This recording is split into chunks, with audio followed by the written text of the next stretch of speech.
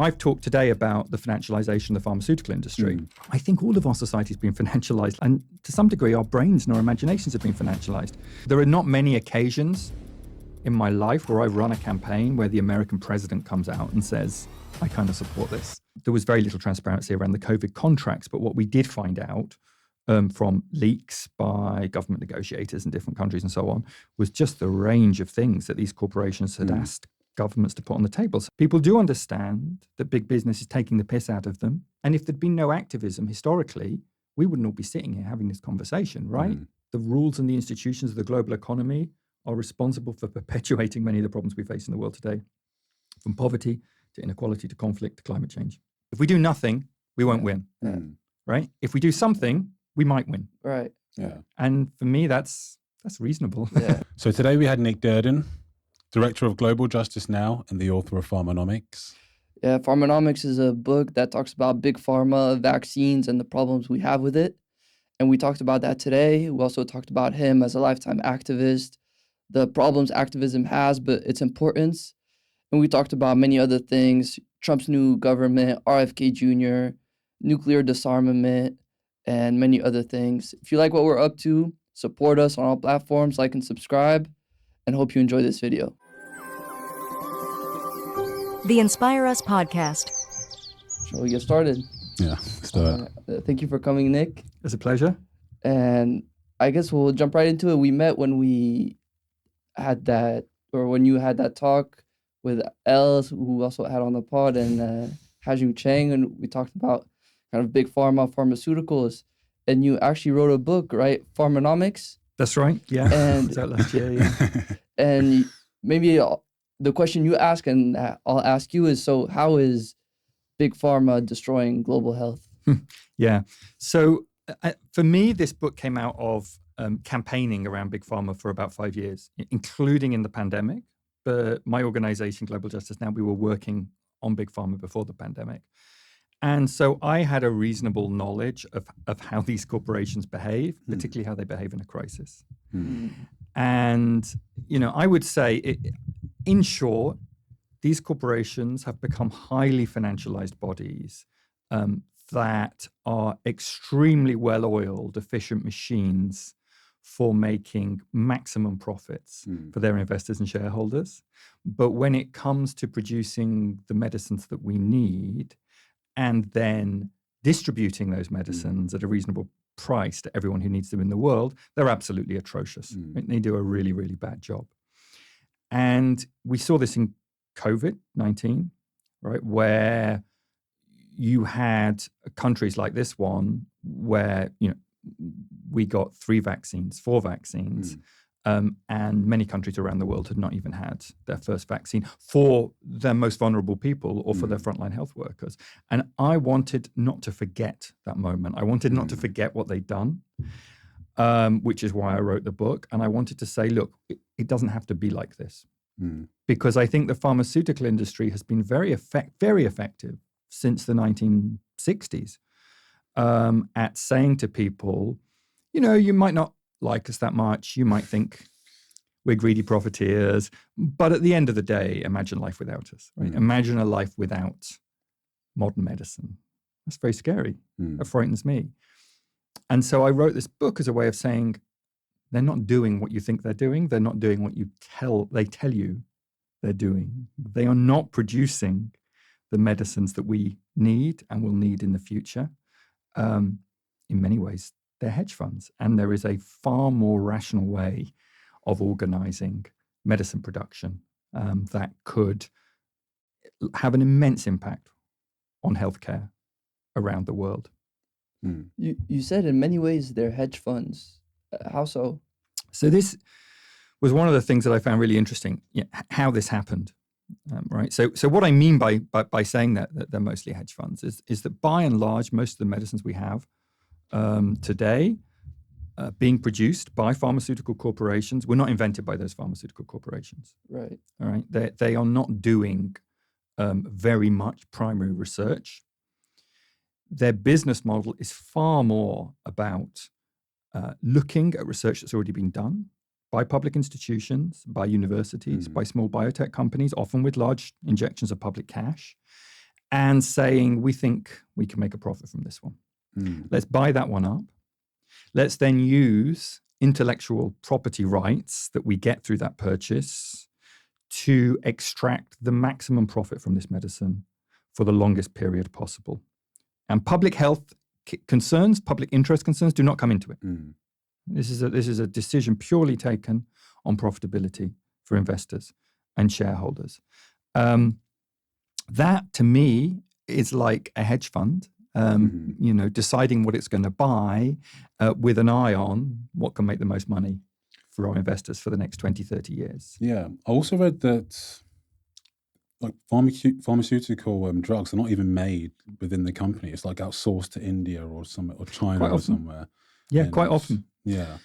Absolutely. So, and that's a real problem. Right? We saw in COVID that was a real problem because if I'm being fair to Western decision makers, right, Big Pharma had them over a barrel because they'd reduced their productive capacity to produce this stuff because they recognized this isn't where their money comes from, essentially, producing medicines. They can outsource that to India or wherever else, and nobody had done anything to replace that capacity in case of an emergency. So, it isn't just a problem for the Global South, although it's a particular problem for the Global South. It's a problem for all of us.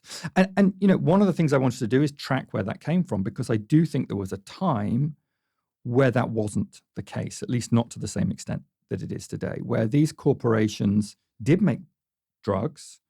They then behaved in very bad ways in terms of how they marketed and sold those drugs, but nonetheless, they did produce drugs. So you look at the opioid scandal in the US, horrific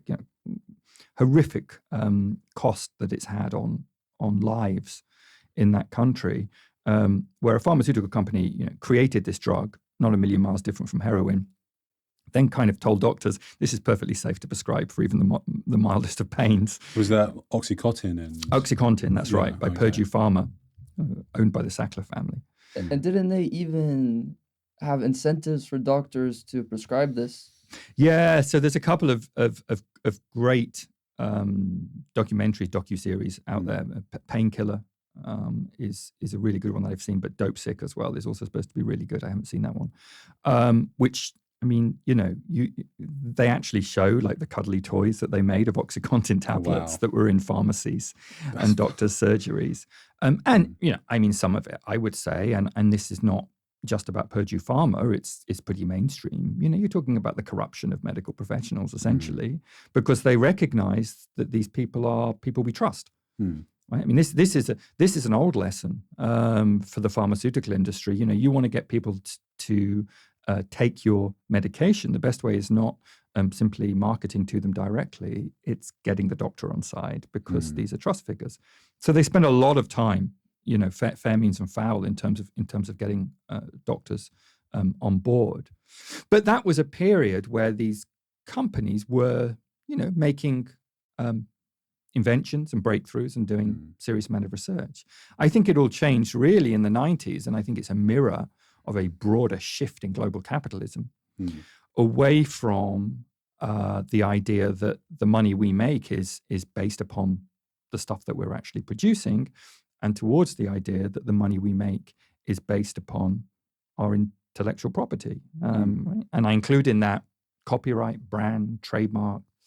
There was this moment that Naomi Klein talks about in No Logo, where the titans of industry, those really strategizing in terms of where capitalism is going, start to recognize that this is where real value comes from. Because when you start talking about intellectual property, you are talking about having a monopoly over the production of a good that lots of people need. And that means you can control price, but it also means you get to control how much of this stuff is produced, who gets to buy it, and of course at what price they get to buy it. You have enormous power, right? I mean, this is economic planning. This the dirty word of the 1980s when neoliberals say, "Now leave it to the market." Don't let the government get involved in economic planning. Well, it didn't mean economic planning went away. It just meant it moved from the public sector increasingly to the private sector, and the private sector, in this instance, meant really, really big corporations who created a global economy in their own image. And we live with the consequences of that, not just in medical production, but actually across the economy as a whole. Do you feel like COVID and how Big Pharma dealt with vaccines really highlights all the problems you mentioned with Big Pharma in terms of property rights, in terms of production?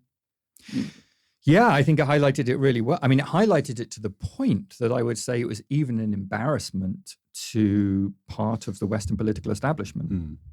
Right. So there are not many occasions in my life where I run a campaign where the American president comes out and says, I kind of support this. Right. That's what Joe Biden did in the middle of the pandemic, because it was so egregious. It didn't even make sense from a geostrategic point of view of Western interests in the world, because if you were lucky enough to have vaccines in the global south within that first 18 months, odds were you'd got that from China, or you'd got it from India, or maybe you'd got it from Russia. You did not get it from the US or from Europe. And what, if you're thinking about how you build alliances, how you convince countries that what you're doing really is in their interest, and be wary of China, be wary of Russia, this is not the best way to go about things. And they recognize that, right? Because there was no other interest that the corporations had other than securing their long-term financial interests and profitability of their products and their investors and their shareholders in turn. And I think COVID really highlighted that in terms of when you talk about relationships. Already, I think many African countries were fed up with the West, but I've seen many interviews of African leaders that really, after COVID, felt like, hey, we really felt like beggars. We were begging for vaccines, we were begging for PPE, and it's interesting to see that they were getting things from China, Russia. But I even read, I'm not entirely sure how true this was, but apparently like a Western nation, I can't remember which one now, had sent some vaccines to Nigeria. And when I'm not sure if either purposefully or mistakenly, but they sent a bunch of vaccines. I think Nigeria had paid for it, and they were all expired. Really? Yeah.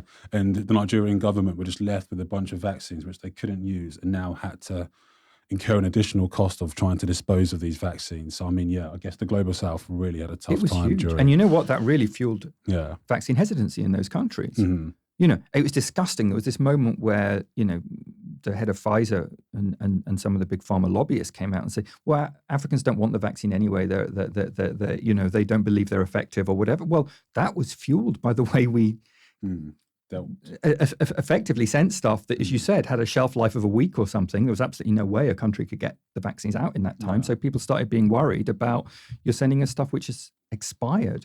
So it had a really, really detrimental impact on vaccination across the world. And you're right, it was absolutely ruthless. It was ruthless. I mean, in this country, the AstraZeneca vaccine, and by the way, I should say again, none of the vaccines that bear the names of these companies were actually invented by these companies, but the vaccine that came to be called the AstraZeneca vaccine was also being produced in India. Right? That was the one positive that Western vaccine makers made, that AstraZeneca did a deal, seriously helped by Oxford University, that meant some of their vaccines would be produced by the Serum Institute in India. But as part of that deal, the UK also said, we will take some of those, right? Even though it had many other. Now, you may remember that moment where India went into a really terror. I mean, it was like watching a horror film, watching India go into that terrible wave of COVID that it experienced, where people were dying in their cars and dying on their streets, right?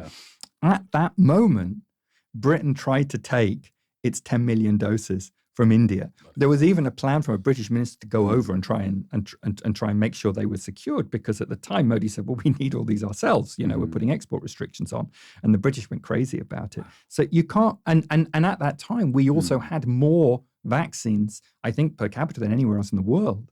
So it was absolutely ruthless, the way the Global South was treated. And I think you're right, that many African leaders, particularly from the more wealthy and powerful African countries, were shocked how they were treated. Because remember, all these countries have been told for decades now, You don't need to have all your own production facilities. You don't need to do. Rely on the market. The market will provide. Right, globalization. Yeah. So, and when the market fails, we'll help you out and give you some charity. Well, neither of those things happened, and I think it was a genuine shock for countries like South Africa, Nigeria, to be in exactly the same boat as Democratic Republic of Congo, as you know, as really poor countries. They don't think of themselves like that. They're not used to being treated like that. And that was a real shockwave. And it had, I would say, pretty serious repercussions that still last to this day for how countries think about the international order. Yeah. I mean, even now when you look at the state of BRICS, how they want to expand the countries, after our conversation, we could even say, hey, COVID had a big part to play in that.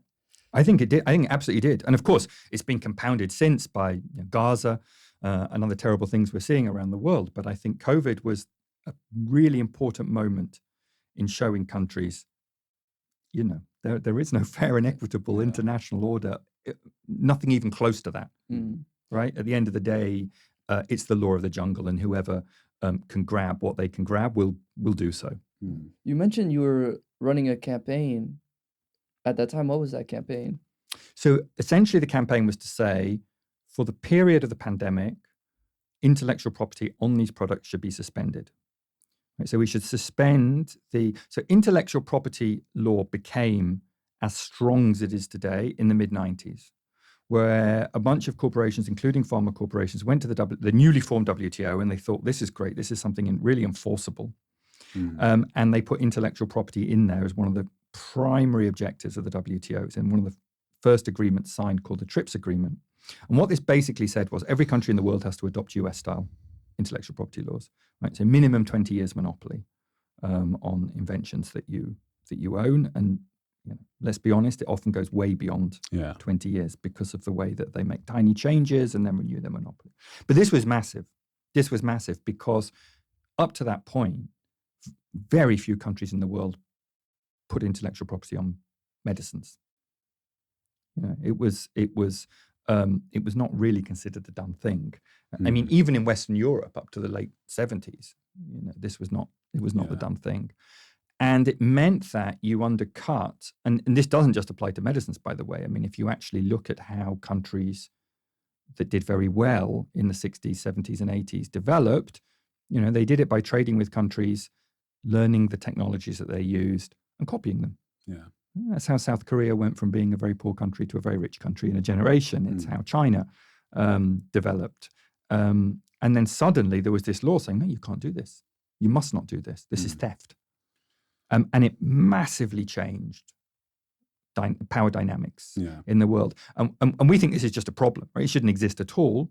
But at the very least, in the middle of a pandemic, it should not be used as an obstruction to the production of the number of vaccines that we actually need. Because what it was doing, it wasn't simply that we weren't donating any vaccines to the global south. Almost gatekeeping. Yeah, absolutely. It was like not that we weren't selling any. It was that we were literally stopping them producing their own. Right? There was productive capacity around the world to produce this stuff in the quantities that we needed it, and we refused to allow it. What I find crazy about also this COVID situation is, and we talked about it when you guys had your talk, is how much public funding went into creating those vaccines. So the government, and I don't want to talk nonsense, I don't remember the stats, maybe it was like up to 80% or some crazy number of government people's money that went into making this thing. And all of a sudden, now they have the property rights, Pfizer and all this stuff. It's their vaccine. Like, that's the part I find so crazy. Like, how come governments don't have any control if they're the ones putting in money? How come it's not subsidized or we get the vaccines for free? I just found that so crazy. And just to go back to your point where you mentioned how South Korea developed from kind of studying and taking the technology, and China, what Ha-Joon Chang says and why Kicking Away the Ladder is so I think it's like a groundbreaking piece of work is because he goes back and he shows you, wait, the Western nations also did this too. So the fact that they're turning around and they're calling China thieves and South Korea thieves or whatever, like this was how they developed. And now they're essentially trying to gatekeep the method of growth. And Absolutely. they're kind of demonizing these other countries for using the same techniques that they had. And it's, I mean, you have to go back to the 19th century. America, highly protectionist economy, when it was trying to compete against England, essentially, at the time. And even England, where we have this idea of ourselves as always having been this free trade. No, I mean, you have to go back further. Yeah. But, the way we got there was absolutely using these same tools. So I think it's absolutely groundbreaking as well. I agree. Yes, on your question, the AstraZeneca vaccine, it was invented by Oxford University, right? It's well known. Pfizer put a little bit more into theirs, but they still got huge amounts of public subsidy. I mean, you think Operation Warp Speed in the US, that's $17 billion just in one go, right? Just from one government. Right? And that's before you take into account what the European government spent. So Moderna, the Moderna vaccine, right, at the beginning of the pandemic, look at the work of Public Citizen in the US, and they looked at the figures and they said, this should be a people's vaccine because it's 100% funded by the American taxpayer. Yeah. Now, and I actually think that played a role as well in the American administration's approach to this. So I think geopolitics, I think, is one thing. But I also think the Biden administration was absolutely furious with Moderna because they understood how this vaccine had been developed. And yet Moderna wouldn't even admit it, right? So on the patents that it filed, the American scientists, the public scientists that had worked on this weren't even recognized, right? They just wouldn't play ball at all. And that infuriated the administration. So absolutely, I think it was a moment at which, even people who are not normally on our side in these kind of arguments thought, wow, that's quite something, that you can really take that level of public research, of public know-how, you can privatize it, you can wall it off, and then you can do whatever you want with it. And I think you're right. I mean, it seems incredible that they don't, at the very least, you'd think, say you're not prepared to do this with state capacity. Say you, of course, you need to turn this research into something that can actually be produced and is safe and effective and needs to be trialed and so on. By the way, the NHS here does a lot of that work. But fine, say you need the private sector to come in and help you with that. Why on earth wouldn't you put conditions? Set terms on the basis for them doing that. I think it's astonishing that they don't, and I think it is. We've really got to look at what kind of state capture we've got. Do you think the government are somewhat to blame then for the nefarious behavior of Big Pharma? Do you think they're a lot to... 100%, because they could do that deal if they wanted to. They could say, right, we'll work with you, but only under these conditions. And they failed to do that. I mean, there's another example. During COVID, the British government was actually building a vaccine research and manufacturing facility. Right? Unfortunately, it wasn't ready in time for the pandemic, but it was ready soon after the pandemic. What do? They immediately privatize it. And then it sat mothballed, owned by some private equity firm, not doing anything at all. It's crazy. And governments absolutely bear culpability for what's happening because they should be setting the terms of the game, especially as they're using our money to do it. In a public health crisis. And there was a lack of transparency as well behind like the pricing and what was actually going on behind closed doors. Like a lot of, I think Big Pharma really leveraged this, and they were kings at this time, and they could sort of do whatever they wanted because the world was at the whims of Big Pharma. We so needed them, and they felt like they could do whatever they wanted, and that perhaps encouraged some of the nefarious behavior we saw during the pandemic. But what was your biggest takeaway? Like, what was your biggest takeaway from this time, especially studying Big Pharma and seeing what was going on? What was your biggest takeaway? I think the biggest takeaway for me, obviously, was that you can't trust. You cannot trust these people when it comes down to it, and there's got to be a better way of doing it because it isn't simply, as I said, that you've got a bunch of greedy investors or greedy corporate executives who are going to take us for a ride with products that they've produced.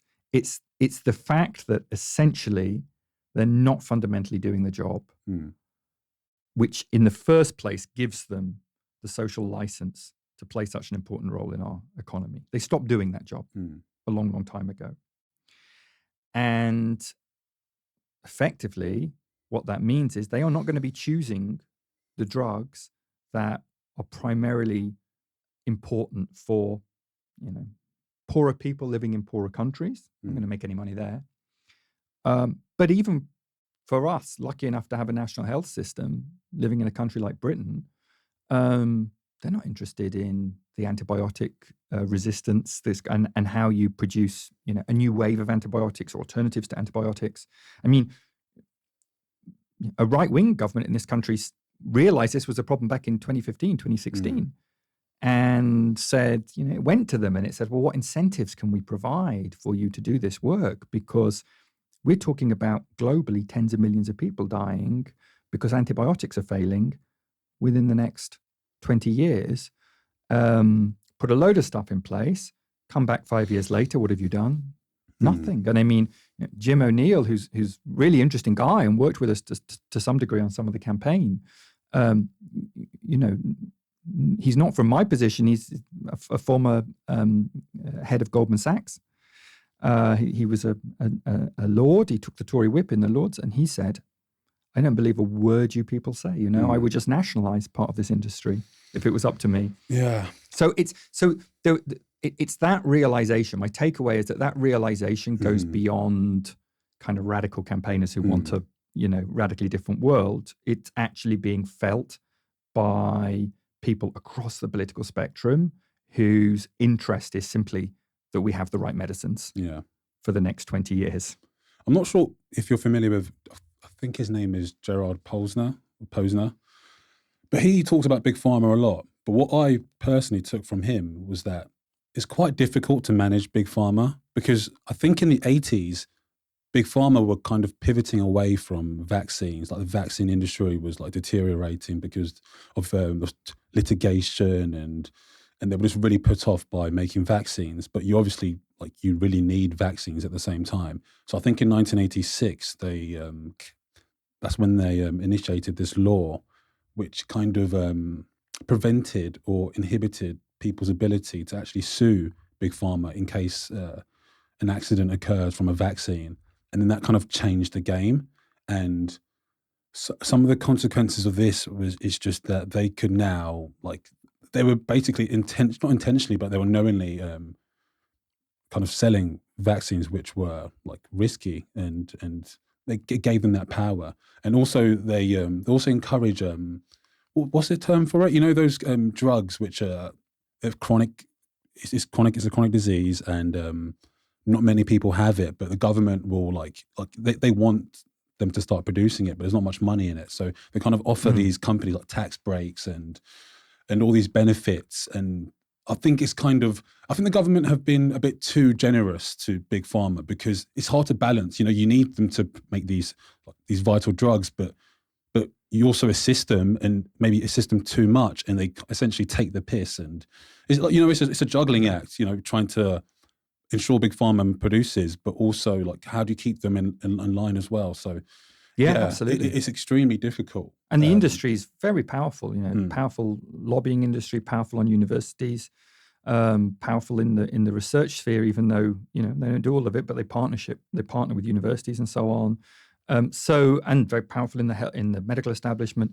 So you're right, and that's allowed them very successfully to fight off regulation that they don't like. It's interesting what you were saying about not being able to sue them. I mean, I remember there was very little transparency around the COVID contracts, but what we did find out from leaks by government negotiators in different countries and so on was just the range of things that these corporations had asked governments to put on the table. So a bunch of Latin American governments, for example, had been told to essentially mortgage state assets in case someone tried to sue them in their countries. In Britain, I think it was a Pfizer contract where there was an agreement signed as part of the contract. If there's any dispute whatsoever, this would go to international arbitration. It wouldn't go to British courts, right? Where the corporation feels it's got a much better chance than in a domestic court. So really, at that point, you've got to say they are a law unto themselves, because they're not governed by the same laws that you and I, or even a small business in this country, is governed by. So I think that's absolutely true, and governments have to think very, very seriously and come up with real strategies for overcoming all of that. And I think that has to include a degree of state manufacturing. I'm not saying the state has to produce every medicine under the sun, of course, but I think we've got to have that productive capacity there in order to at least say, we can do this ourselves if you won't do it.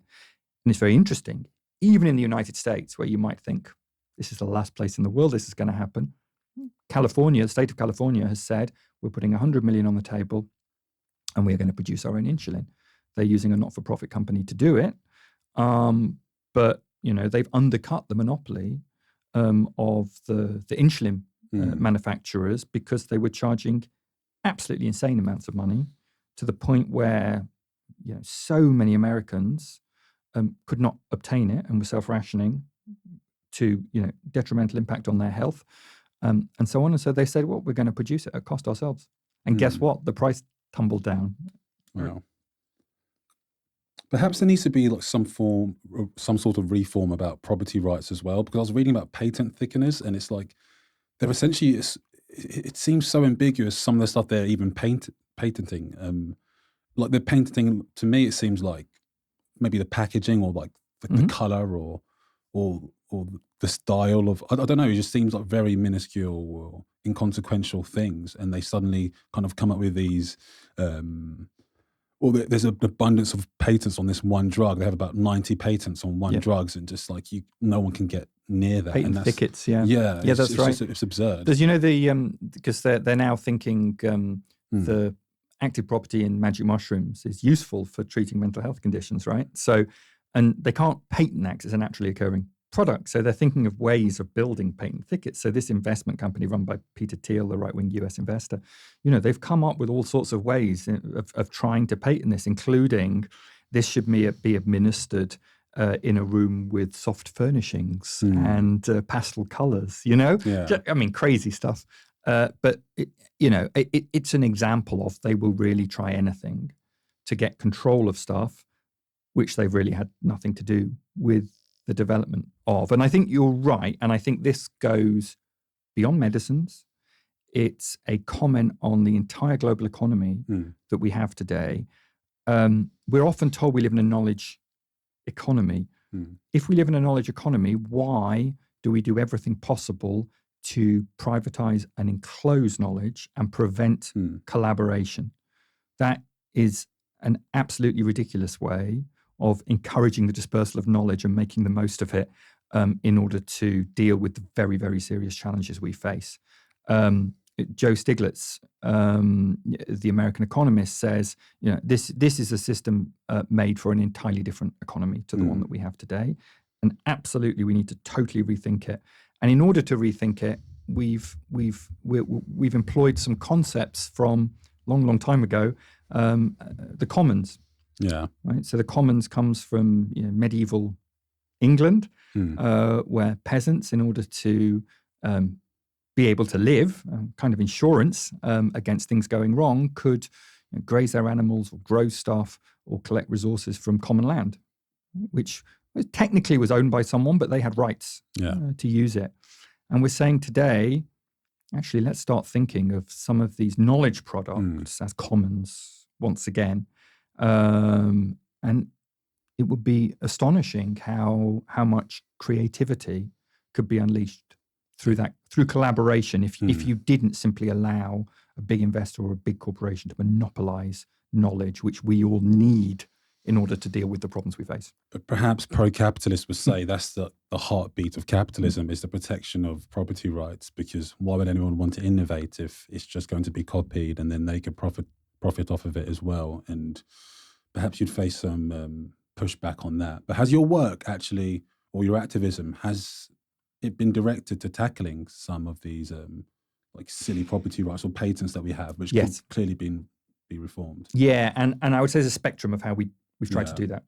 So at one level, you've got individual medicines that, frankly, you just need. A government needs to and has the right to override patents. Well, governments can do this. British governments have done it in the past. The Colombian government just last year overrode patents on an HIV medication. It said, as long as we're paying this amount of money, we can't use this drug. If we produced it generically or imported it, generic production, we can treat everyone with HIV. So they overrode the patents. They're facing, it's not easy. They're facing legal challenges. They're facing political pushback, but they're doing it. And part of what we do in campaigns, and many other wonderful organizations like Just Treatment do even more of this, is supporting and offering solidarity with governments and movements that want to do that. So that's a kind of bit by bit approach. I think the other way is you start thinking through how you can change international law, or how you can create regions of the world that are just prepared to do things differently. And one of the things we're looking at the moment is climate change and COP. I mean, the COP is obviously meeting at the moment in Baku. Every single communique from COP says there needs to be more technology transfer because we all need this technology in order to be able to deal with climate change, let alone to be able to mitigate its impacts in the future. And yet, you can imagine a world, it's already emerging, where these technologies are held in the hands of a tiny number of investors and corporations and milked for profit, right? That is just ludicrous, given the situation we're in. So COP always says you need to be able to transfer this technology. It can't just be, but nothing ever happens about it, right? So, but I think this particular issue could be one where you can build enough momentum globally, including from governments, that if we don't do this, are going to be right at the back of the queue in order to be able to deal with this problem and develop an economy of, the next 20 years, to build enough momentum to say we need to fundamentally challenge the way that we do this. But couldn't they do an agreement like they did with TRIPS and say for issues that are global, so pandemics or climate change, property rights can't be enforced? Yeah, absolutely they could. So they could do it in two ways. One, they could do it through an agreement at the WTO to essentially say, in these circumstances, agreement doesn't stand, essentially. And we are pushing for that. But let's be honest, the WTO requires consensus.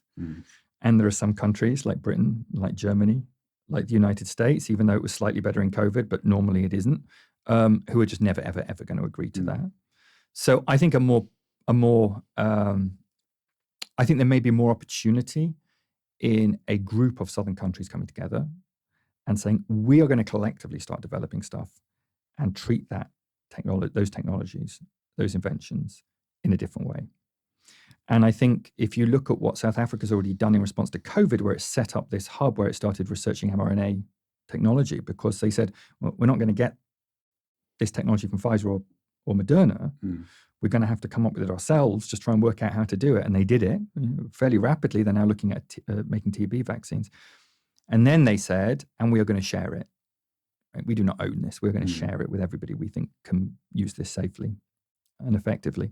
And they've started doing that. They've shared it with at least 12 countries now. So I think those kind of blocks of countries, and, could the BRICS play an interesting role here? Could Latin American agreements play an interesting role here? I think they could. And I think then you begin to create facts on the ground. It's simply, bunches of countries just ignoring what's going on at the WTO and doing things differently. About vaccines, a person that talks about it a lot is RFK Jr.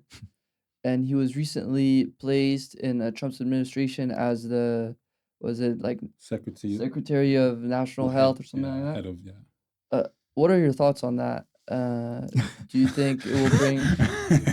Wow, I mean, it's a crazy old world we live in, right? It's a crazy old world we live in. Because he's this crazy, not conspiracy theorist, but he's essentially saying that vaccines, they give you illnesses or... Yeah, he's bought into the idea that the measles vaccine leads to autism, which has been thoroughly discredited and disproved as an idea. But he plays on this fear people have of vaccines that I think goes right back to the first vaccines, where you were essentially using the virus themselves. And people were like, why are you injecting a virus into me? You know, so it goes back to the 19th century, really. He's playing on that deep fear.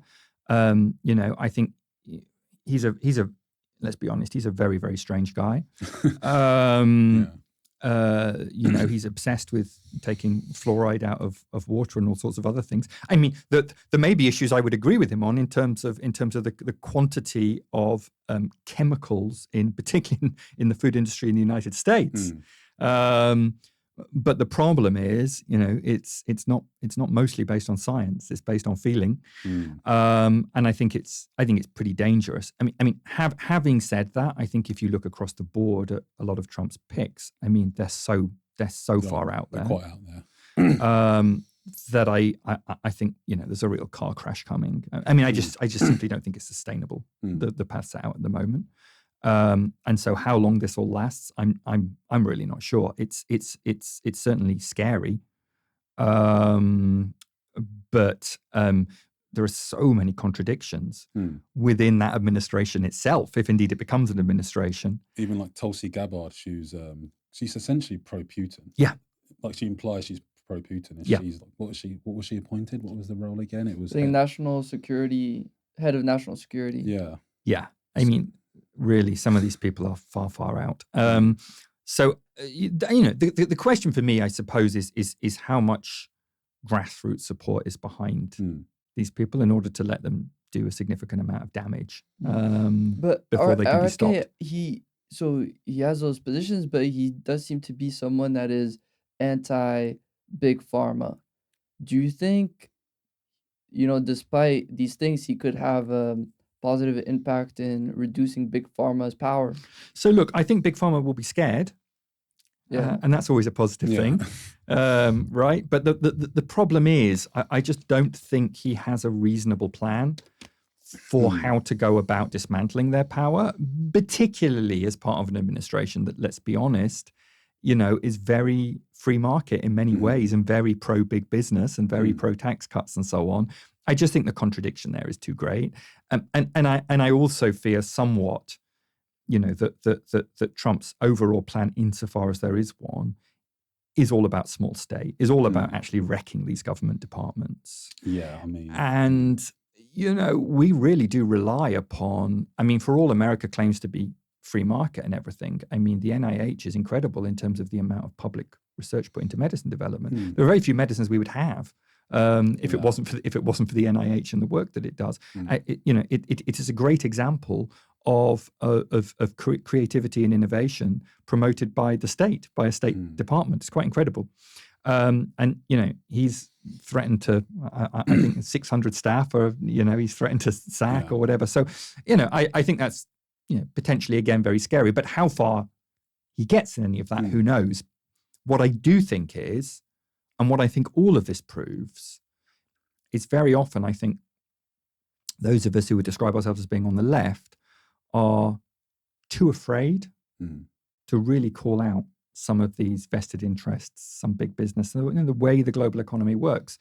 And I think, you know, the populist right, if you like, has in some ways kind of stolen our clothes on all of this.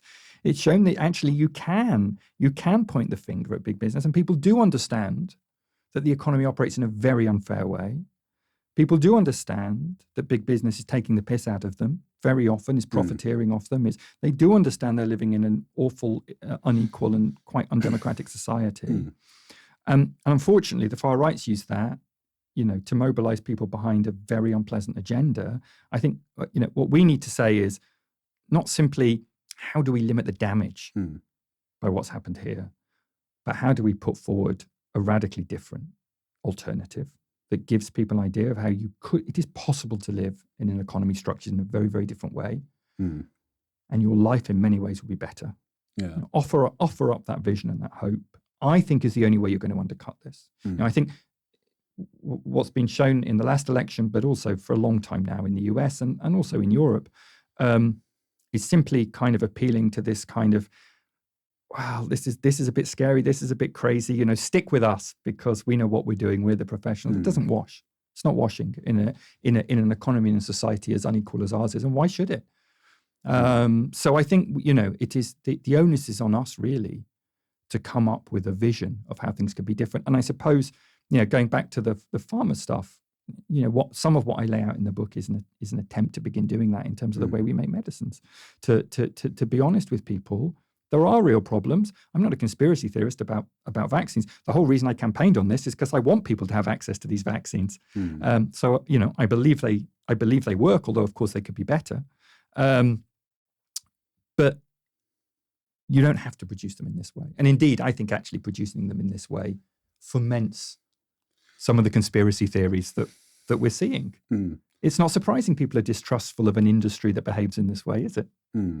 I think people are increasingly more distrustful of government. So when Trump and Vivek Ramaswamy and Elon Musk are coming in and saying they're cutting back on the government and they're kind of getting rid of the bureaucracy class, or however you want to call it, people are I think they are quite optimistic, or that they feel encouraged that Trump is going ahead and doing some of the what they deem to be necessary things to kind of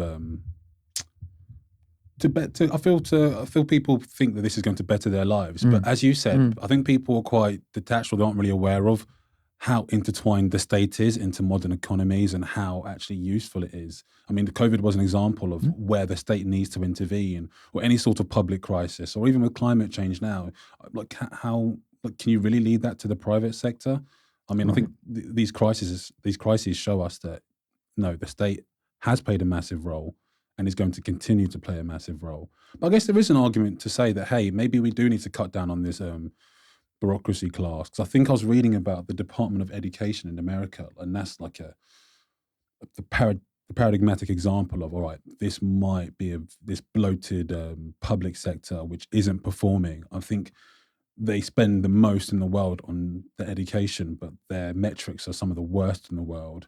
So you'd perhaps look at cutting back on the management, or some sort of reform, or I don't know, but I guess it's only time will tell, really. I mean, I think everything could be better, right? There's no question about it. And I guess when people look at a failing health system or a failing education system, they think, well, it's not really benefiting me at all. Why don't we get rid of it and stop wasting my taxes on this? Is that really, I mean, that's not going to improve the lives of most people at all. And it's going to make, society more unequal. So, but I do feel, and I feel this has been a problem for many of us for a long time now. We've been so fearful of those bits of the state that we do appreciate and do like being taken away from us, that we failed to put a kind of left-wing critique of those things over. We failed to say it could be better. We know the British people love the NHS. So we use it in order to say, don't privatize that. And there's strong support for not privatizing the NHS, and that's good and positive. But I think we're kind of like at a point of saying, don't take that from me too. For all of its failings, it's better than nothing. And it is, but it could be better. It could be better. And I think we have been too shy in putting forward that vision. But what do you think the solution is with the NHS? Because I think we're all aware it's clearly deteriorating. And I feel like the conversation around it is so, it's very polarized, and people kind of have their own perceptions of what is attributed to the demise of the NHS. You listen to some people, they'll blame it on austerity. Some people will also blame it on immigration or a lack of investment. There's so many different reasons as to why people believe the NHS is deteriorating. And I do feel the call for privatization, it is kind of, I think they're taking to it like slowly. And I also do think perhaps there is a case for it. People perhaps, or they allude to us using like a German system. I think they have kind of like this socialized insurance system, and everyone's insured, but you can also opt for this private insurance as well if you can afford it. But everyone's still, so it's like a mix. You don't have to be completely privatized like the US, but perhaps let's say we could introduce or inject more competition into the national health system. Do you not agree with that? I wouldn't agree with that. I certainly don't think the problems are to do with immigration. In fact, if there's one bit of our society which is kept afloat by immigration, it's the NHS, right? If we're honest about it. but there's some racism playing into that Yeah, discourse that we know about, right? That happens across society. But look, I for me, the NHS in Britain is kind of the pinnacle of what a civilized government was able to achieve, even in a very, very difficult time, right? Post-war, we had no money. Yet still we were able to build this amazing thing. And for me, that was based upon the idea of people at that time, my grandparents' generation, remembering what healthcare had been like before the war, where whether you could get treated or not depended on how much money you had in your pocket and how wealthy you were, right? And they said, no, this is too important to us as a society to allow the market to dictate what kind of treatment we get. And I think that was phenomenal, a phenomenal step forward, a fully socialized healthcare system. It's still unusual, still very, very unusual in the world, like you say. I think we should preserve that idea, but of course, that means thinking differently about what our health needs are at this time. Of course, it needs funding properly. I mean, it costs money to run the NHS. If people love the NHS, there's got to be a conversation about taxes and where the money comes from and so on. There's got to be honesty around that. And I think there isn't any honesty in the public debate. And people think, well, I'm paying my taxes at the moment. Things don't get any better. Why would I pay even more? There needs to be, a political party coming to power needs to make a pact with the people to say, you give us this and this will get better. But I think without compromising the principle, because, I've known, so obviously we've all known, people who've had their lives saved by the NHS. And I'm sure that's true of health systems around the world. But with the NHS, what's really incredible, I think, is money never comes into it, at least for you as a patient. The idea that I go into my doctor or go into a hospital or whatever, and they will give me the best treatment they possibly can, completely irrelevant of who I am. And they never say to me, this is going to cost this or this is going to cost this. It's a little part of our society that relates to something we all really, really need, where normal market rules, normal capitalist rules don't apply. Yeah. And I think that's so precious that we've got to find a way of making that work. Because I do feel like we need to find a way to make it work. But again, I feel like people also, politics is so polarized, and they just, so perhaps, for instance, this Labour government or the Conservative, or actually no, the Labour government would kind of blame Conservatives for the demise of the NHS. And I think, you can, but I think, why don't we have more honest and open conversation about how we're really going to deal with the issues of the NHS? Let's actually be more transparent as well and talk about what's going on. And I feel people do feel like the NHS has become too layered. They talk about the rise of the managerial class and how it's extremely inefficient. I think perhaps we need an audit of some sort, or to really just know what is wrong with our National Health Service, because I think we have such pride in this service. I mean, growing up, going at the feet, because I think now, all right, the NHS doesn't function half as well as it used to, but growing up, it was unbelievable. You'd receive such good service, and I think it is a national pride, and it's about, let's work together to ensure that this remains intact and it's actually useful to the people instead 100%. Of being used as this political tool. It's like, you ruin the NHS. I wish we could have more cooperation and honesty and better discourse around it to kind of improve this amazing 100%. Service. And some of that's to do with us capturing people's imaginations, right, as well as activists. I mean, I've talked today about the financialization of the pharmaceutical industry. I think all of our society has been financialized, and to some degree, our brains and our imaginations have been financialized. So when you think about the NHS, you're still trying to make a case for it, which is it's as efficient as it can be. But is that why we like the NHS? Because it's as efficient as we can be? Of course, I don't want it to be inefficient, right? But that's not. I think we have an idea about the whole of society, which is based upon the market.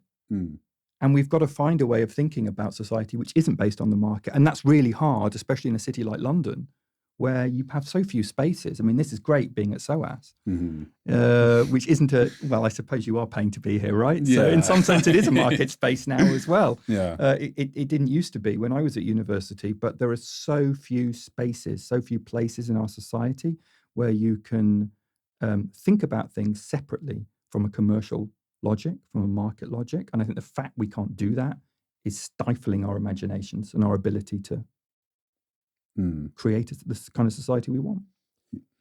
I wanted to ask you, so we were talking about all these issues, even now with the NHS. As what do you think is how effective or how important really do you think activism is in tackling these issues? Wow. I mean, I think I have seen some incredible victories. And I've seen some incredible victories on issues that you would never have imagined. Like even I, who may be involved in a campaign, would never really have imagined, we could win. So, I mean, just take this year, right? Earlier this year when the British government withdrew from the Energy Charter Treaty, which is a horrible, a big international trade agreement we're working on, which effectively allows corporations to sue countries in international arbitration for taking climate action. Right, that's been the effect of it. And countries have been sued for hundreds of millions, right, by big business, and big business has won. And we got the British government, a right-wing British government, because before Labour came in, to withdraw from this treaty. Right? That was kind of incredible. We didn't think, and I've seen many, many other victories. And of course, I've seen many defeats as well, right? And I think one of the problems with activism is maybe that people think it's a science, and it isn't a science. Like, you can bring the best of your intelligence to bear, the best of your creativity to bear on what you do, but you don't know. You have no idea what's ultimately going to succeed and what's not going to succeed.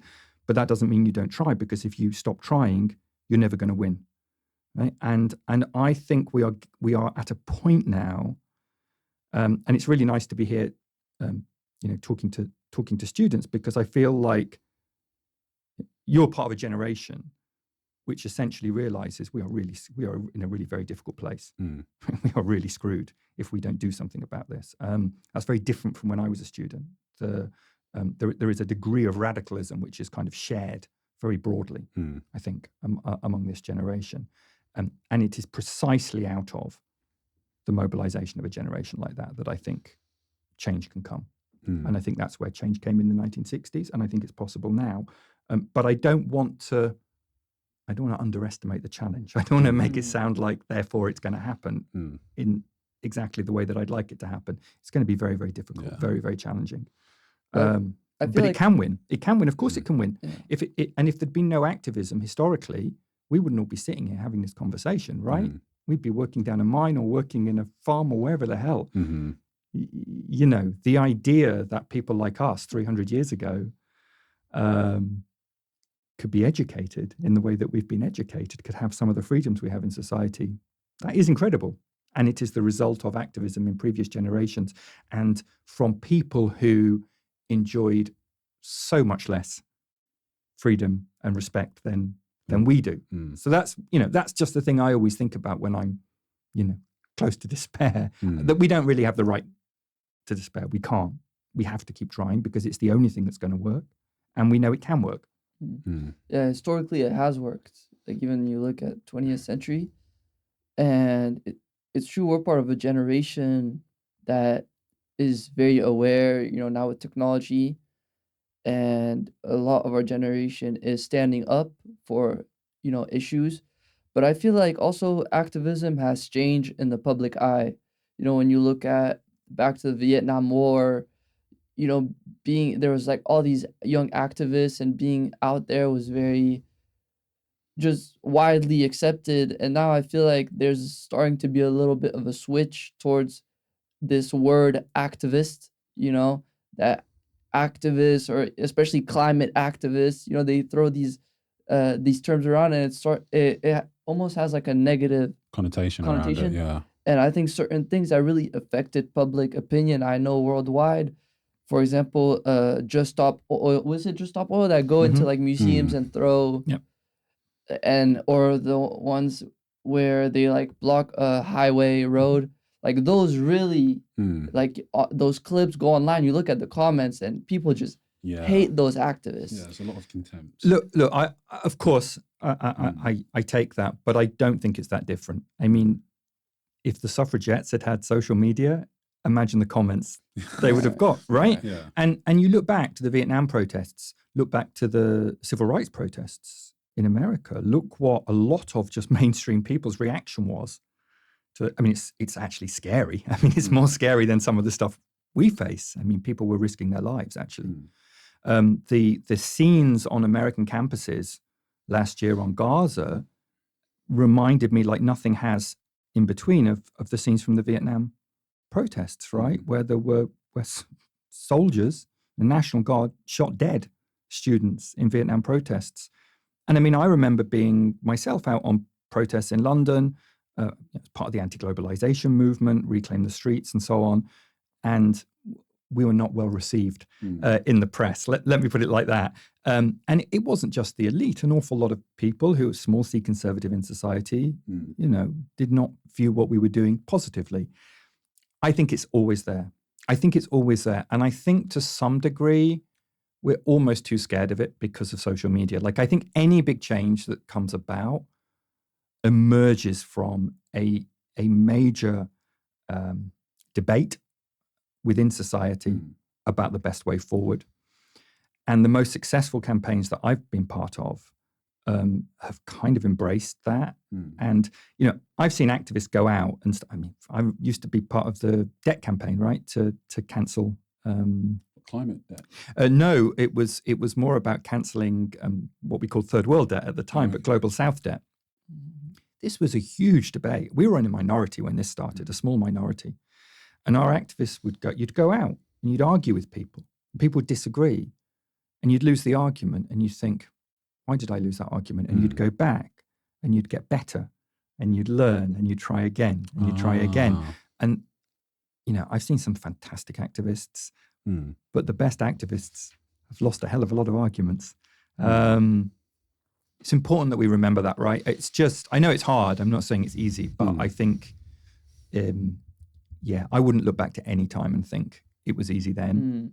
And I wonder, as an activist, how do you know like how far you should go?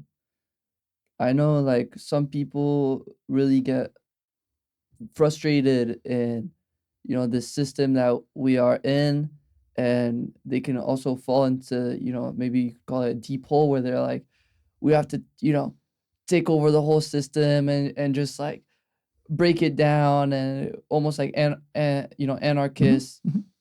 And people can feel a little bit hopeless with activism. It's like, well, I'm walking down the street, but people aren't listening to me. No, the people making the decisions aren't, I don't have any effect with what I'm doing. Maybe I should be have violence behind my actions. So as an activist that wants change, how do you deal with that dichotomy a little bit? So look, I would say these discussions have always been part of a thriving activist movement. Any movement for big transformative change has always had these debates and discussions.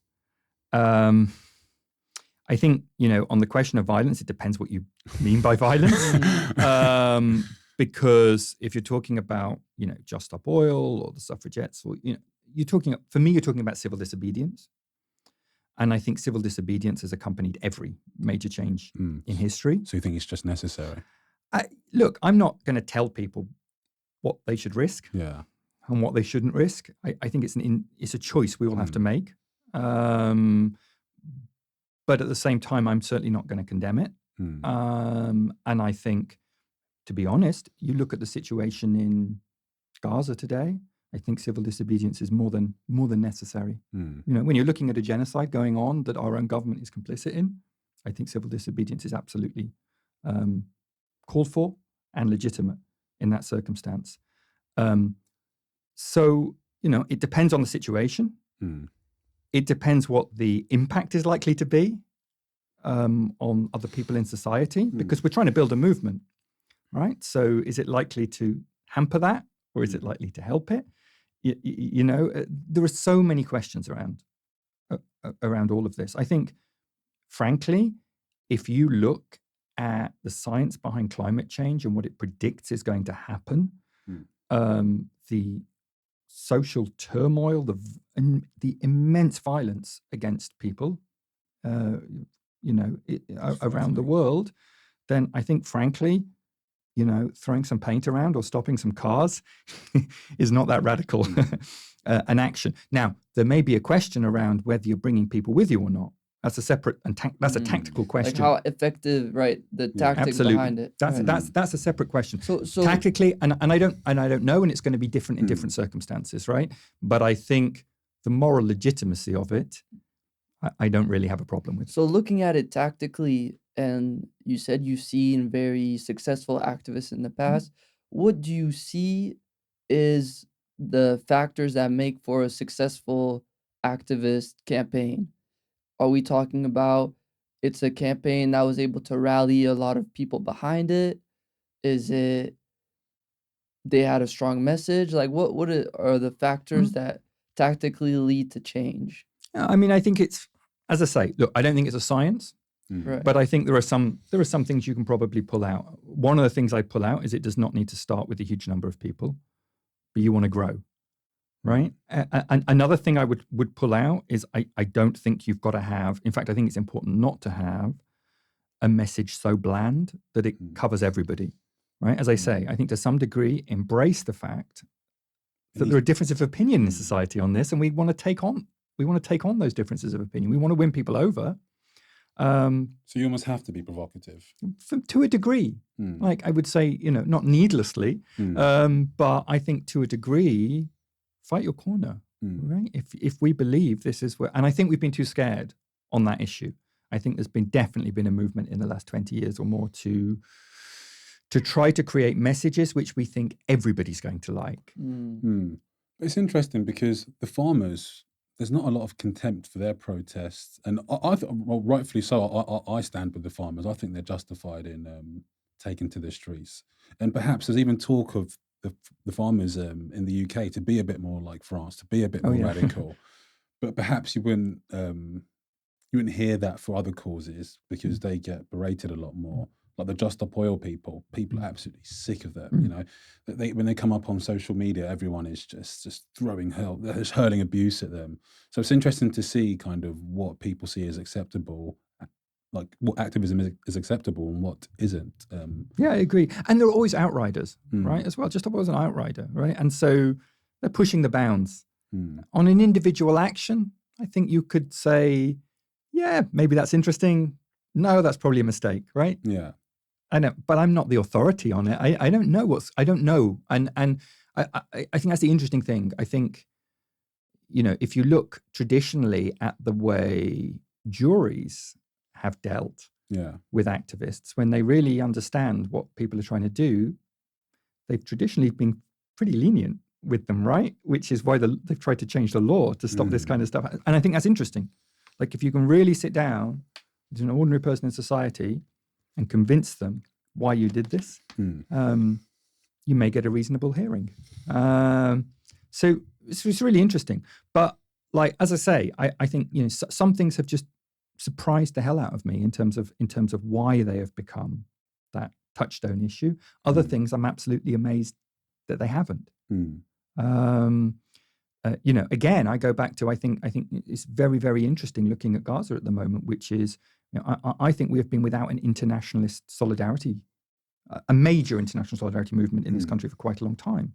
Is this a turning point where people actually begin looking outside of the UK? And I know on climate change, you're partly doing that, right? But this is purely an international solidarity issue.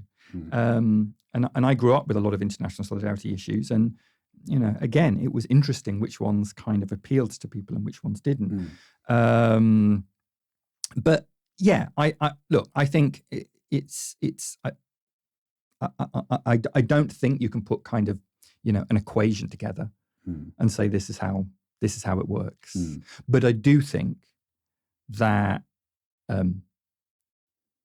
this generation going through university at the moment, high school at the moment, and in their early 20s, should not underestimate the appeal of more radical messages. Because I think there is an understanding that we have been handed something here which is really very difficult indeed, and we're really angry about it, and we want something fundamentally better. And I think, the way that the way that people in your generation see things like migration, race, the kind of transformation needed around kind of climate-related economics, around growth and that kind of thing is amazing. And I would say, again, is kind of akin to that late 1960s moment where a generation of people said, actually, the values that have come before us have led us into an absolute horror show. And we want something very, very different. And the power of activism should never be underestimated. Mm-hmm. And people, like, if people aren't gonna fight for something to make a change, probably no change is gonna happen. Well, that's guaranteed, right? Right. That's almost guaranteed. Yeah. That's the only thing that's guaranteed. If we do nothing, we won't win, right? If we do something, we might win. Right. Yeah. And for me, that's reasonable. Yeah. That's reasonable. Others have put it other ways. I mean, someone, has given me this example of, it's a little bit like working on a drug, on a medicine, right? When you're working on a medicine as a scientist, many scientists go through their whole lives and never work on a successful bit of technology or a successful medicine. But still, they know that they are part of a community that is developing these medicines. And the fact that they have failed is necessary as part of that process for others to succeed. And I think maybe we should think of activism in the same way, right? Even if you've never been part of a successful campaign, that would be sad for you. But you are part of something. You are part of a community which is changing things. And we've lost that, right? This is part of the problem of our very individualistic, kind of, I want to be the best society, that we don't think in terms of community anymore. And I think it would help us, mentally, I think it would help us to think in terms of community and to think, I'm making my contribution. And if I'm never part of something which succeeds, well, at least I know I'm part of a community that will succeed. Wow. It's interesting, this idea of community. Do you think that's very big in activism, like among activists, that you feel this community and this almost brotherhood and this fight for a certain goal? Do you think that actually compels people to join? Yeah, I think it into does these to some degree. movements? So it's a complicated question. I think it does compel people to join. I think when you're an activist, don't underestimate the social side of things, right? The sense of belonging that people get from campaigning is huge. I see it in our group, in our local groups and our student groups and so on. It's really important part of it. And it inspires, you inspire each other and you learn from each other. And that's really important. I would say it is weakened. It is weakened over the last 30 years. This sense that I'm part of something bigger as society has become more market-driven, more individualistic. I'm not sure social media helps, but then again, I have seen aspects of social media which does make people feel part of something bigger. So, we have to use the tools that we've got at our disposal and make the best of them. So I would say, no, it's not always the case. Of course, it's not always the case. And I would say in any activist movement, and I'm sure I'm guilty of it too, you get a lot of egotism. We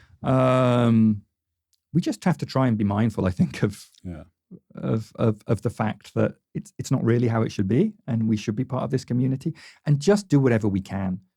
I'm really bothered about space, right? When I was first a campaigner in London, there was an awful lot of places still squatted. There were squatted social centres, and it doesn't really exist anymore, right? In any kind of major way. I mean, it's a criminal offence now, so it's very difficult. That was important because that, again, it made you feel part of something bigger. And there may have been a whole bunch of people who lived in this squat who never did anything else apart from run this squat, right? But they were providing us with a meeting space. They were providing us with a communal centre, and that was important. And so this idea that we all play different roles, and that's fine, that's good, and we don't agree with each other on all sorts of things, but we're on each other's side, was important. Now, I don't know the extent to which that, I mean, you'll have to tell me, right? Because I'm not in those spaces anymore. I don't know how much that exists anymore, but I hope it is still there to some degree, and I think we need to do everything we can to kindle it. You mentioned this egotism that can be found in activism. Mm. Can you expand on that? Like, what do you think is there? I think there is a kind of let me be honest. If you're on social media today, for example, you have there's a tremendous emphasis on your own sense of identity and who you are, and how you're portraying yourself to the world that I never had. It just didn't exist. And I think along with that, I think it is very difficult if that's what you're living day in, day out. I mean, I'm also on social media, right? So I also find it very difficult now to disentangle yourself from that. I mean, it used to be the case for radical groups on student campuses and whatever, that you wouldn't even put your name on things, right? You put stuff out as collectives. And there was a value to that. And I've kind of seen that, I suppose, eroded into, well, I really want to claim credit for this, or I want to, and, you know, it's not to romanticize the fact that in the past there weren't like unpleasant arguments and egos. Of course there were. But again, I think the society we're living in almost, it encourages it. It encourages it, right? Because we're all thinking about our own identity. So perhaps it's not strictly related to activism. It's just this is widespread across society. People have this issue with it's their like identity. virtuous signaling that we see a lot. And you also, I think we're always aware that, especially if I have this position on this issue, I'm going to get likes, I'm going to get support, I'm going to be portrayed in a certain way. And, you know, we talked about maybe identity, and especially our generation struggles a lot with this, how we're seen and who we are. I think it's easy to fall into that. But then you can say, well, whatever the reason behind it is, if that pushes you to do something good like activists, well, you know, is that, you know, but I think it's good to be aware of it.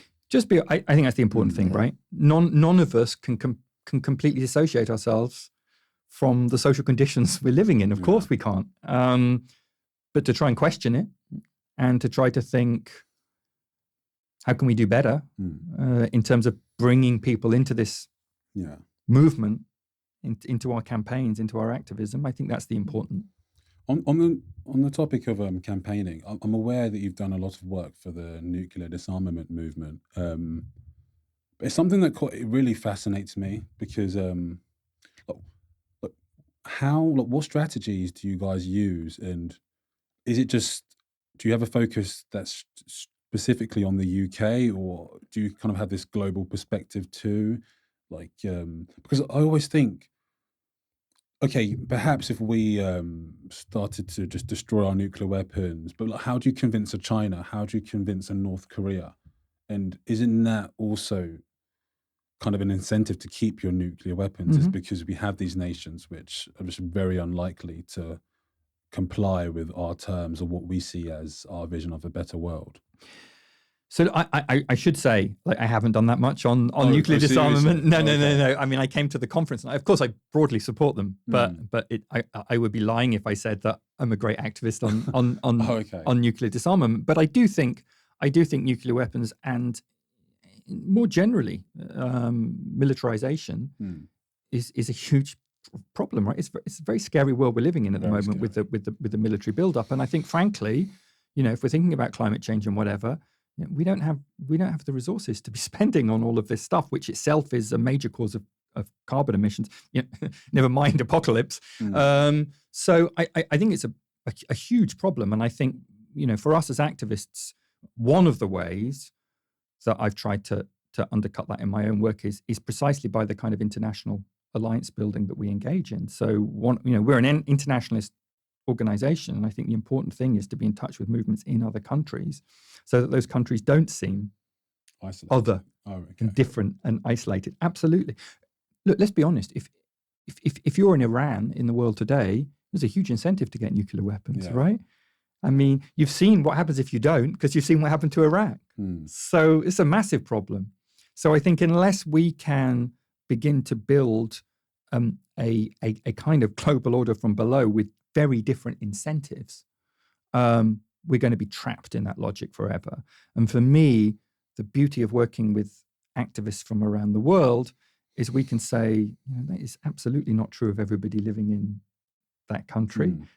We have radically different values. We want to live in peace with each other, and to try to create a culture of peace and solidarity and understanding, and say to people here, in many, many ways, you've got way more in common with ordinary people in whatever country around the world than you do with the people that are profiteering off your medicines and extracting from our commons in this country. That's an argument. It's not an easy argument to make always, but there's a lot of truth in it in almost all circumstances. We get told, don't we? I mean, it's drummed into us from a very early age through nationalism and so on. Well, I have more in common with everybody else in this country than I do with anybody else in any other country. The interesting thing is, it's not how our ruling elites behave, right? They have huge amounts of commonality with ruling elites in other countries, and they have all manner of solidarity mechanisms to work with and cooperate. So I think we can learn something from that. What are the forces in this world? What are the groups and organizations in this world that are truly making our lives more difficult, that are truly dispossessing and exploiting us? Is it ordinary people in China? No. Mm-hmm.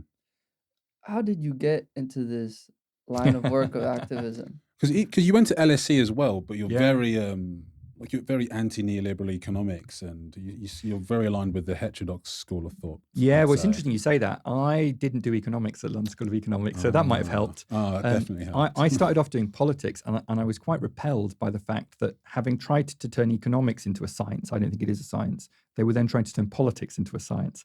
It was the early 90s. It was the age of technocratic governments, right? Across all these global South governments who were emerging from dictatorships, the LSE was trying to teach them to be technocrats. There was a way of doing politics that was a science. Right? I think we can now see that's absolute nonsense. So I started doing history instead, which I found much more informative and much more interesting. But I spent an awful lot of time doing activism on campus. I mean, As a student. As a student, yeah. And I'd encourage students to do it today. And I should say, there's loads of things you can get involved in, but it would be remiss of me not to say we've got we also have student groups, and we've got a London group, including folks from here at SOAS who are part of that. So get in touch if you're interested. But I would say more than 50% of what I learned came from my activism, as opposed to my lectures. Wow. No disservice to my lecturers, but for me that's part and parcel of being a student. That's how you and look, I was from a rural part of England. I went to a school which was virtually all white, right? Which is very homogenous in terms of how and then you end up in LSE. I mean, that's earth-shattering. And actually that experience for me was so important in terms of undermining all the assumptions I had, all the stuff I'd been told about the nation, about the police, about the way society worked, supposedly in your interests, were shattered within a few months of me being at university. Yeah.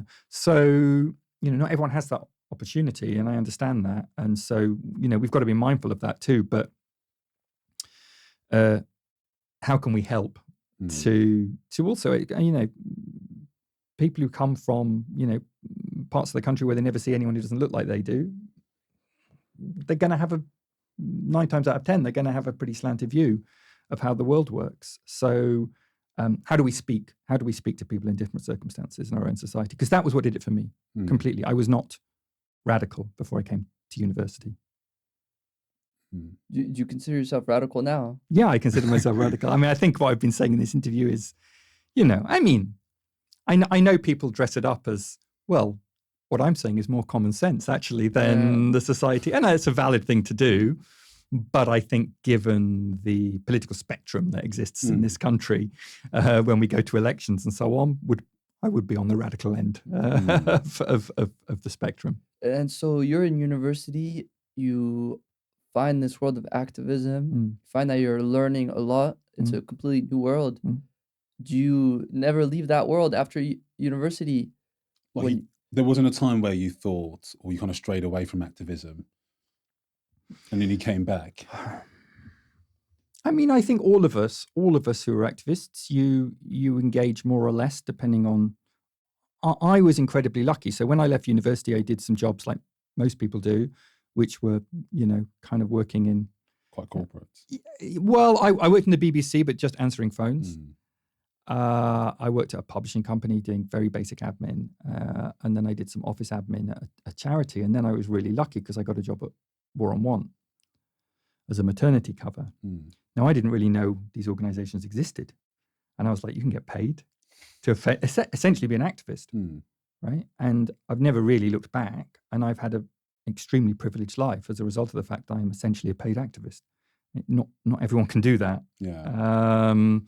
So I would say I didn't veer away from it, but I recognize that that's partly because I was in a very lucky position. But I think, for people who aren't in that position,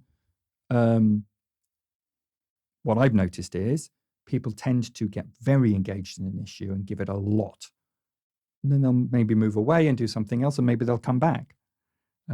It's really interesting in our organization because we've got activists, we particularly have activists who are kind of student age, and we have an activist who are retirement age. And in the middle, we have a few people, but we also just have some supporters who do some email actions and give us some money, right? And then later they come back to it. And that's fair enough, right? I mean, you've also got life to live. You've got to earn money. So yeah, but on that point, I think it's really important that people do not feel inadequate or that they're not doing enough because they've not given their whole life to this, right? Very few people can do that. Very few people can afford to do it anymore. And very few people, it's hard in some ways. You've got to be really mentally resilient to a lot of defeats. So, I think give what you can give, contribute what you can contribute. And how has your experience been working with Global Justice Now? You've worked there for 10 years? Yeah, a bit more than 10 years now. And did you start it? No, I didn't. So we are an old organization that used to be called the World Development Movement. And I changed the name because it is quite an antiquated name. But our organization goes back to 1970. And it comes precisely out of that moment where countries were winning their freedom from empire and recognized that having become politically independent, they didn't really have any economic dependence because of the terms of trade, the economic integration of the economy. And so the non-aligned movement was going to the United Nations and arguing for new international economic world order. And we were set up to express solidarity. To kind of combat this. Yeah, yeah. And to point out to people, because that was a time as well, remember, where charities couldn't really do political work. I mean, they can do more campaign. Oxfam, Christian Aid, they all do campaigning now. But at that time, they weren't really allowed to. And so we were set up not as a charity in order to explicitly say, you can't hope to fight this poverty you're talking about without engaging in political work, because it is political. Poverty is political. So we were able to do some of the campaigning stuff. As others did, it wasn't just my organization. So yeah, so I've been there about 10 years, but I've for a very long time I've done stuff like this. So Global Justice Now seems quite of the name itself. It's very direct. Yeah, it's very direct, but also very broad. It's broad. Global everything, justice now. Yeah. So what are some of the things you guys focus on? And how do you choose what to focus on? Yeah, that's a great question. Well, I would say if there's one thing that holds us together as an organization, it is this central idea that the rules and the institutions of the global economy are responsible for perpetuating many of the problems we face in the world today, from poverty to inequality to conflict to climate change. And so unless we change those rules, unless we either defeat or radically transform those institutions, it's going to be very difficult, right? You can give some charity, you can give some help here or there, but it's endless because the problem is recycling itself all the time and getting worse, actually. So what we try to do is but of course, the global economy is big, abstract, seems a long, long way from your life. So the art really of campaigning is, I think, to find those issues which can connect to people in our own society, Mm. but which through trying to make this change here actually provoke a broader understanding of the problem Yeah. and hopefully therefore take people on a journey to something else. So in COVID, we started working on vaccines and that in the hope that that would take people on a journey to understand the problems of the intellectual property system and how colonial that is in the way that it operates, and bad for us as well. Previously we've worked on trade deals, like the trade deal between the UK and the US that was under negotiation under the last Trump administration. The TTIP. And before that with the EU, yes, the TTIP, because through explaining to people, well, this trade deal is going to make a difference to the type of food you eat, like chlorine chicken and all the rest, and to your public services. Hormone-filled beef. Absolutely.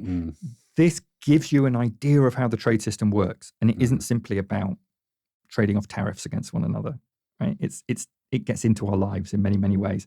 And so you then begin to build a trade justice movement from defeating, and especially if you can win, because if you can win, people get a tremendous, it's good in itself, but people get a tremendous buzz that makes them see activism can work. So TTIP was really important because so many people came into campaigning through that.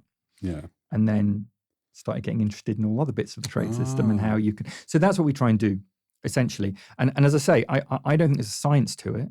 I think there's stuff you learn as you go along, but there's stuff other people do that I don't think is going to work at all, and it does. And vice versa, it's like the stuff that you think is a sure certainty and it doesn't work. So one issue can kind of be a tool or a vehicle to show people, get people to be passionate or to campaign against other issues. Okay, that's quite interesting. I think so. And I think you can do it with local issues. I mean, we don't, but I think you can.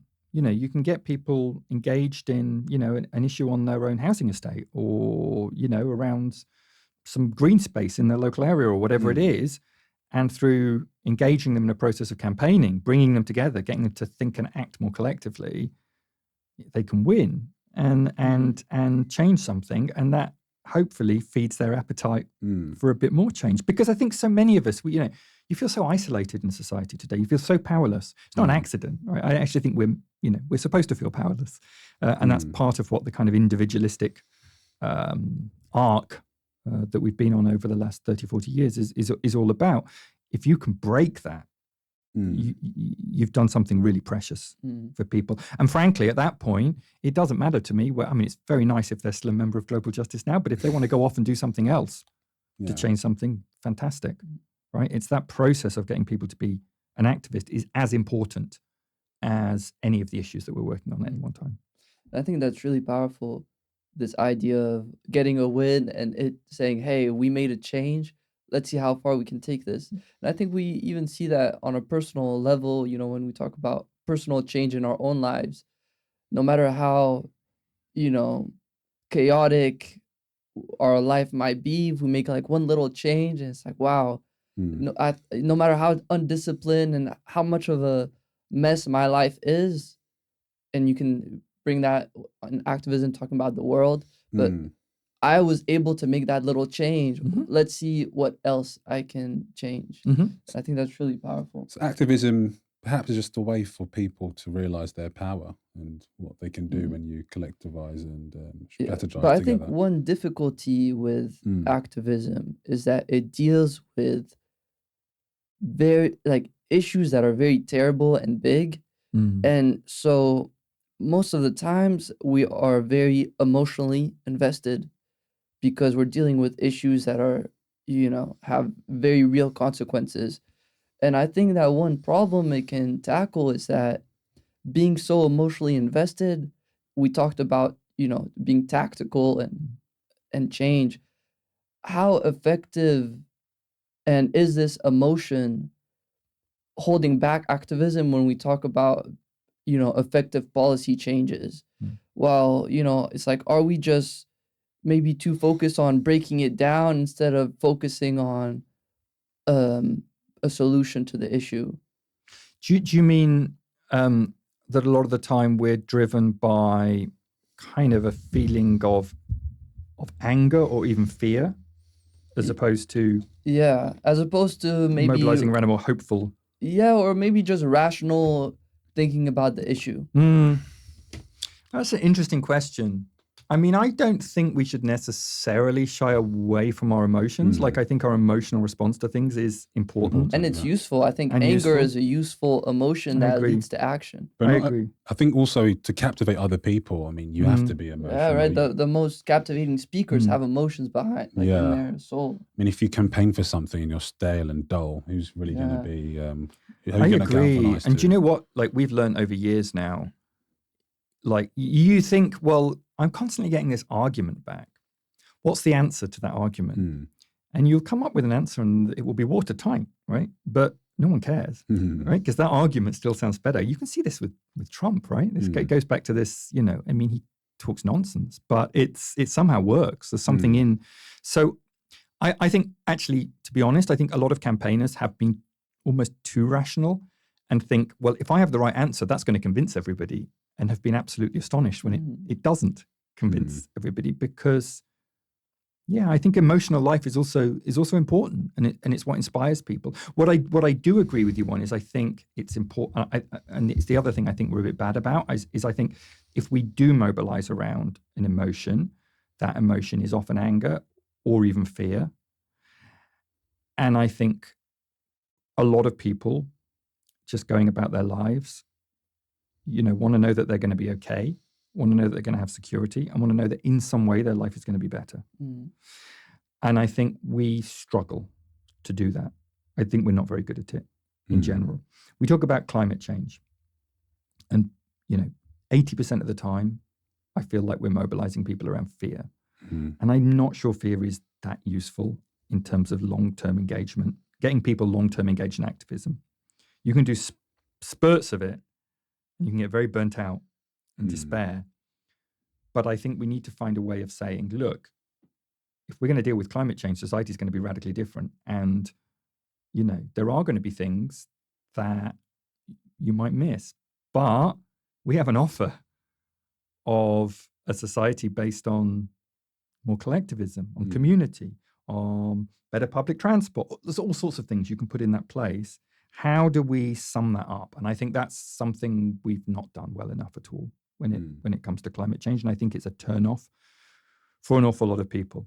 You know, you go back to the days when, you know, people were fighting earlier forms of capitalism. You know, look at the communists in Russia or whatever, when they would in 1917, and they were offering people land and bread and peace.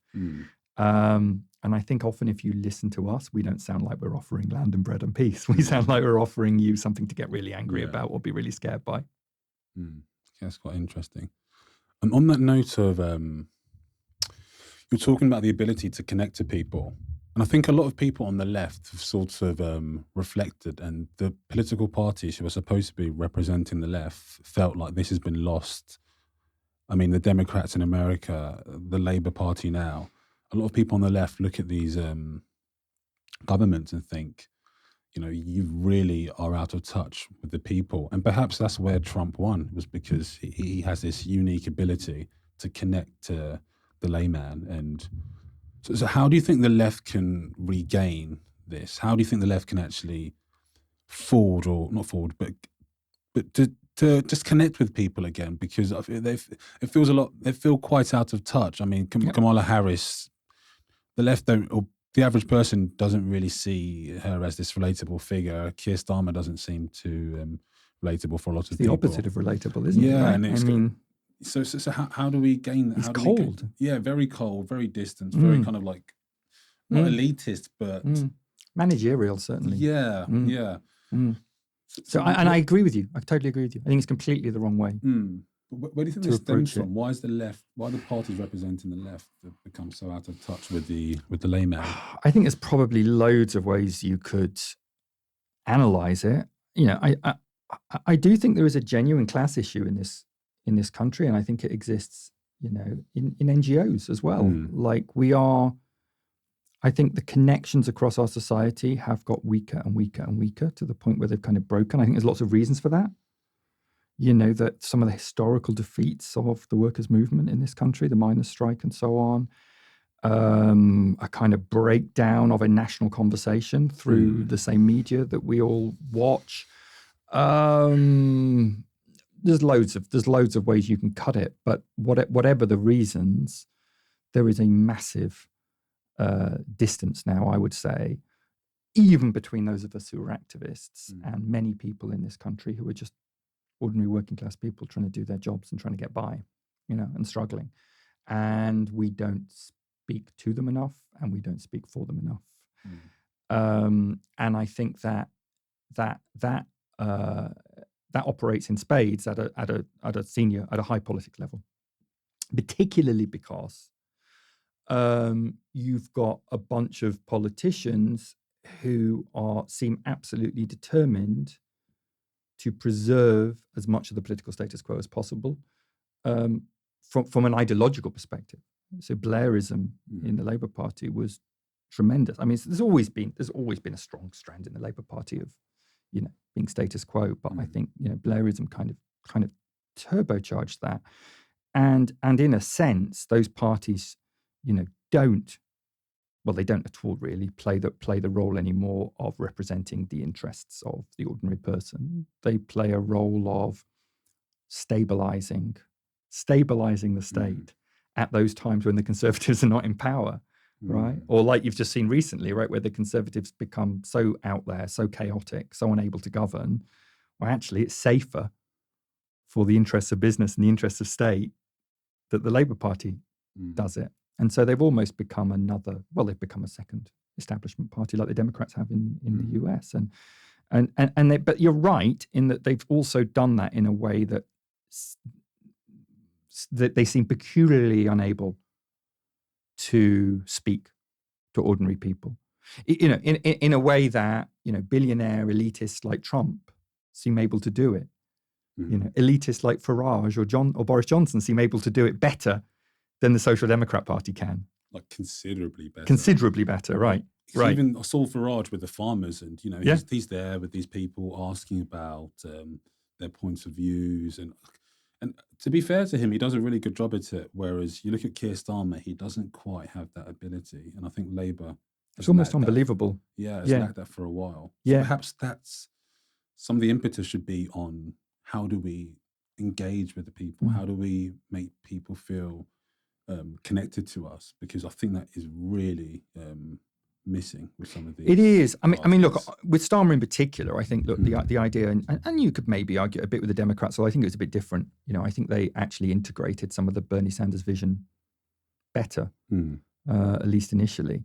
But with Labour and with Starmer, I mean, it seems to me that the primary objective is to make sure the left never gets power again, like a Jeremy Corbyn moment never ever happens again. But that seems their objective, their number one objective above everything else. I mean, that's just what can you say about a situation like that? I think that was their appeal. They're kind of this antidote to Corbynism, and as you said, they're kind of the party that would could appeal to the right somewhat. I'm not sure entirely how well of a job they're doing at that. But, I agree. But that is kind of seems like their goal is to appeal to the right and also the left. But in trying to do that, they haven't really appealed to either. Well, you lose your soul, don't you? One thing people used to say, I remember regularly about Jeremy Corbyn was, well, he's got opinions and he says them. So there's a degree you can trust him with that, whereas I think if you never nail colours to the mast because you're so ultra cautious, it's kind of difficult for people to warm to you in any way whatsoever. And even if you don't agree with Jeremy Corbyn, I think most people, they do appreciate or find commendable is his integrity and his transparency. Yeah. And you can tell that's a man who really believes in what he says, and he's not a puppet. That's a man who will go out or who can't be altered or captured by another person's interest. He will stand up for what he believes is right. And perhaps, again, that's what Starmer is missing, because he seems quite malleable. He could be anything. Well, right. What does he stand for? I mean, I don't know what he stands for. We're still not sure today, me too. You're right. Yeah. So, and Jeremy Corbyn, as you were saying, it's like hate him or love him, you respect it, Yeah.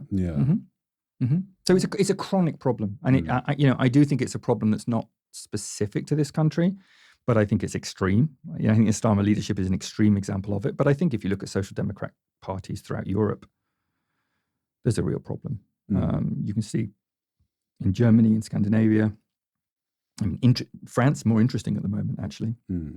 But for sure, the post-war social consensus, if you want to call it that led to this strong two-party system was completely broken down. And I think social democratic parties don't really know how to respond to that. Structurally, I think that's part of the problem, right? There's